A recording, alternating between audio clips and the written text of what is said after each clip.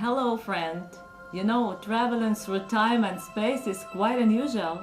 When our literary club in South Wales offered this opportunity, only two of us dared to accept, and they chose me. I'm so proud of that. I understand you completely. We have plenty of clubs like this in the US.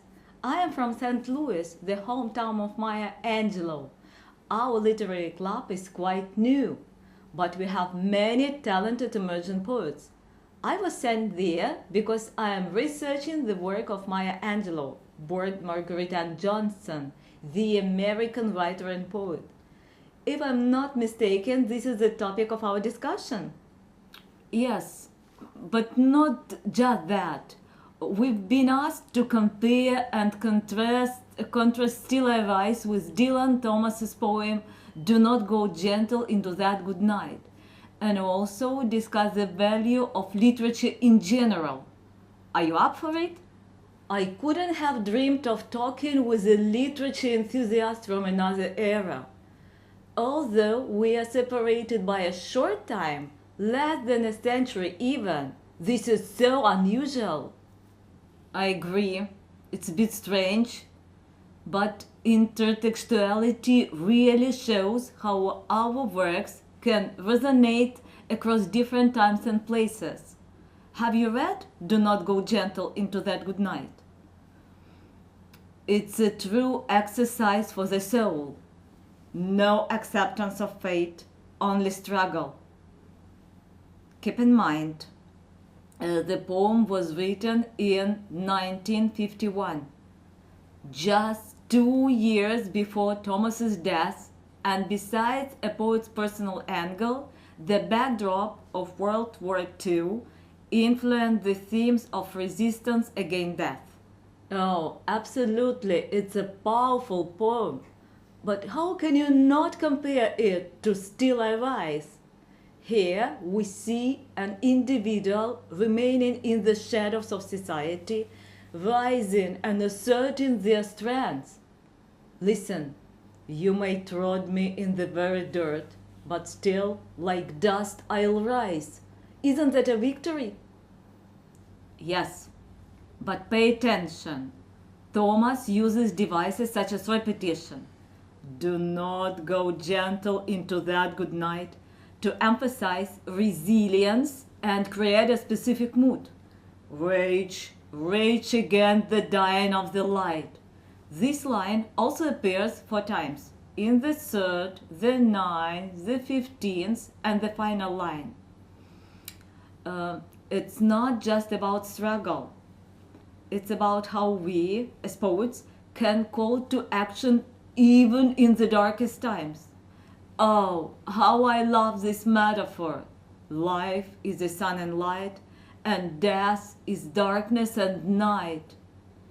Well, those euphemisms like good night for death and dying of the light for the end of life soften and the harsh reality of death. Moreover, the poem uses vivid metaphors such as burn and rave and blinding sight to create a powerful emotional impact. Well said. But in Still I Rise, there are much more vivid images and metaphors to show that even in conditions of oppression, hope can be achieved. Each stanza, after all, represents an assertion that in any struggle we rise. I adore repetition like in I'm going to rise. And it's not just words. It's a manifesto.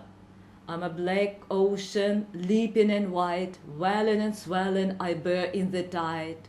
These images evoke a sense of power, movement, and steadfastness that underline that hope and strength can be flourished even in difficult conditions. I agree, but perhaps you haven't considered the context.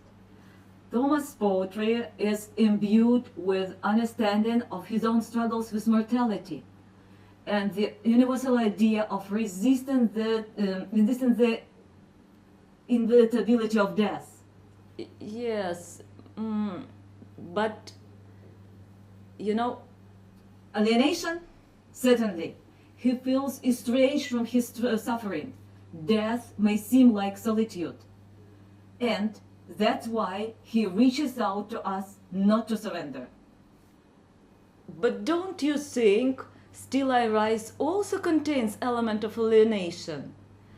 As a woman, I undoubtedly would have remained in the shadows if I hadn't fought.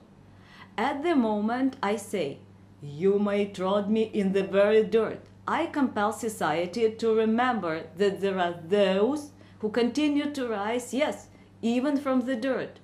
You may shoot me with your words, you may cut me with your eyes, you may kill me with your hatefulness, but still, like air, I'll rise.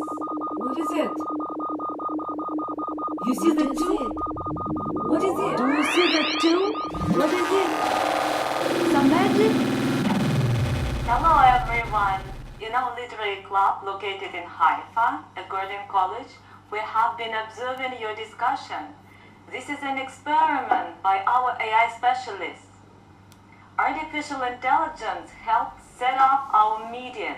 Oh, really? It's too complex to explain, but there are wizards to work here, you know. So, you're from the future? Really? How far have you gone from us in time? Just the 21st century. We are quite close to each other. I'm so eager to join your discussion. Our teacher recently established this club called Literary Lounge. By the way, her name is also Maya, and she is the best literary specialist in our college.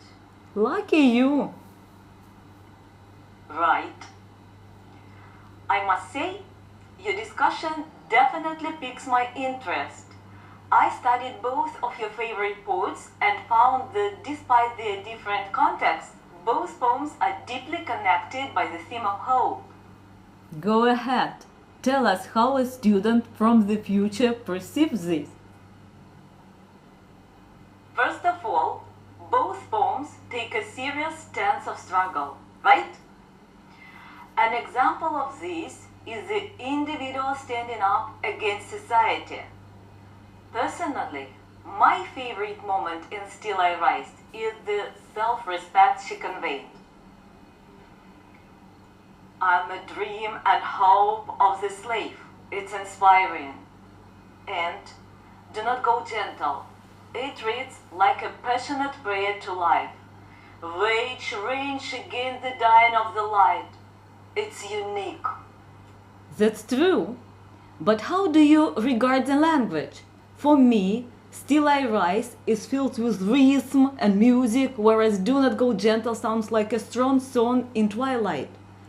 It's just different kind of music, isn't it? Exactly. And both musical composition perfectly reflect the mood. So, if I had to choose between the two poems, I would be close to the context, whether from struggle to victory or from struggle to acceptance. In addition, in Do Not Go Gentle, each type of person mentioned in the poem, wise, good, wild, and grave, faces death, but is encouraged to resist it. Frankly, I can understand why Dylan refers to them in this order, rather than in different one. Why did he choose these specific types? Wise, good, wild, and grave? This raises a question worth considering, doesn't it? That's an interesting point. I think our past experiences shape how we confront death. Depending on our life journeys, we might resonate more with one of those types. Wise, good, wild, or grave, when facing our own mortality. What do you think about that?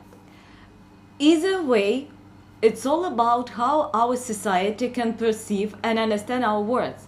Regarding the literary club, you, future students, do you think those messages will be understood in your times? That's an interesting. What do you think?